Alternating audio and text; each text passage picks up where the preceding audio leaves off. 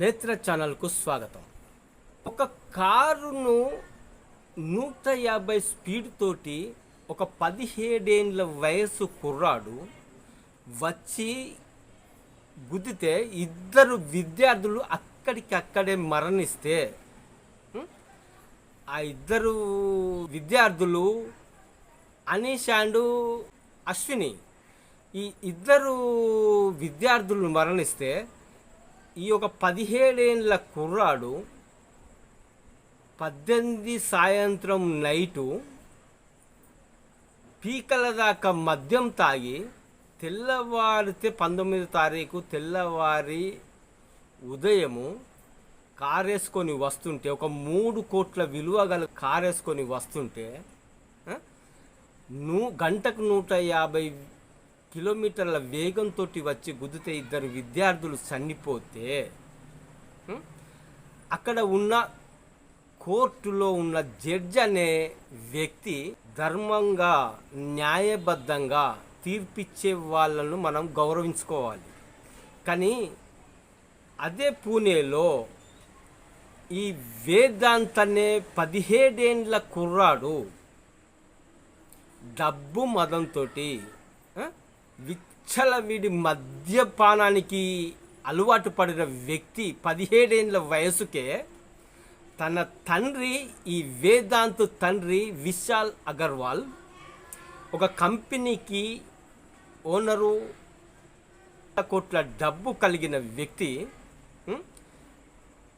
తన పిల్లవాడిని 17 ఏళ్ళ వయసుకే గాలి కొదిలేస్తే ఆ పిల్లవాడు మద్యానికి బానిసయి విపరీతమైన మద్యం తాగి పీకల దాకా మద్యం తాగి ఒక కారులో ప్రయాణించి గంటకు 150 కిలోమీటర్ల వేగంతో ప్రయాణించి ఒక ఇద్దరు విద్యార్థుల మరణానికి కారణమైన వ్యక్తిని అక్కడున్న స్థానిక ప్రజలు కొట్టుకుంటూ తీసుకుపోయి స్టేషన్లో అప్పజెప్పితే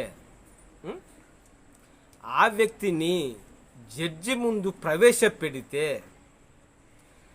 జడ్జి ఏ విధమైన తీర్పు ఇవ్వాలి, మన న్యాయ వ్యవస్థ ఎంత పటిష్టంగా ఉంటుందనేది మన అందరికీ తెలిసినదే. ఆ ఒక జడ్జి ఏ విధమైన తీర్పు ఇవ్వాలి? నువ్వు మైనరువు, నువ్వు మేజరువు కాదు, 17 ఏళ్ళ వయసు, నీకేమీ తెలియదు, నువ్వు ఏ విధమైన మద్యము తాగలేదు. ఆ నైటు ఒక బార్లో కూర్చొని మద్యం తాగిన వీడియోలన్నీ స్థానిక ప్రజలు తీసుకొచ్చి బయట పెట్టి చూపించారు. ఈ సదరు పోలీసులు ఏం చేస్తున్నారు?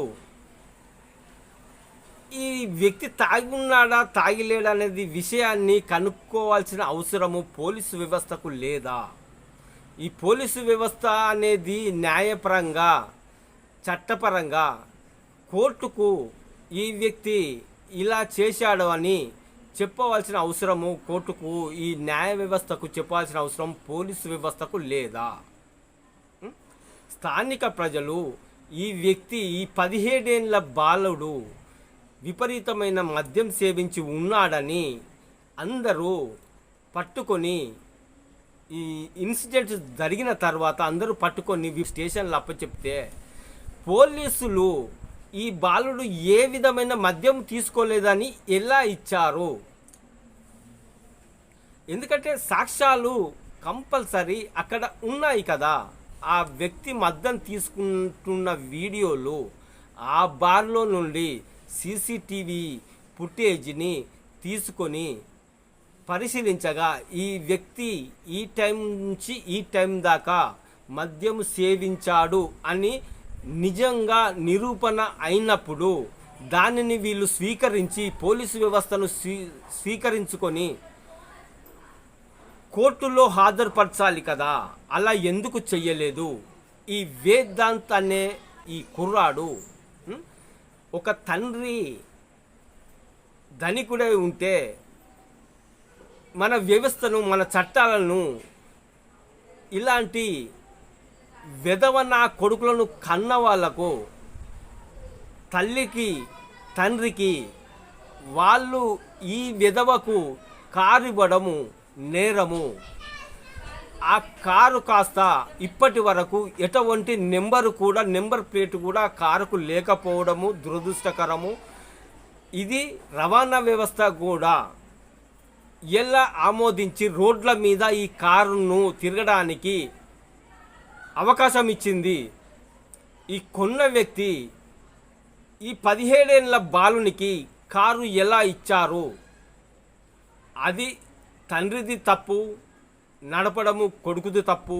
ఇది ఇలా ఉండగా ఇద్దరు వ్యక్తుల మరణానికి కారణమైన ఈ బాలుడనే 17 ఏళ్ల బాలుడనే వ్యక్తి మద్యానికి బానిసయ్యి విపరీతమైన మద్యం సేవించి రోడ్ల మీద అతి వేగంగా నీ వల్ల 2 నిండు ప్రాణాలు బలైనప్పుడు ఈ జడ్జి అనే వ్యక్తికి ఎంత లంచం తీసుకున్నాడు? ఈ పోలీసులు అనే వ్యక్తులకు ఎంత లంచం ఇవ్వబడ్డది? ఇది బయటికి రావాల్సిన విషయము. బయటికి ఖచ్చితంగా రావాలి. ఆ జడ్జి మీద యాక్షన్ తీసుకోవాల్సిన అవసరం ఉన్నది.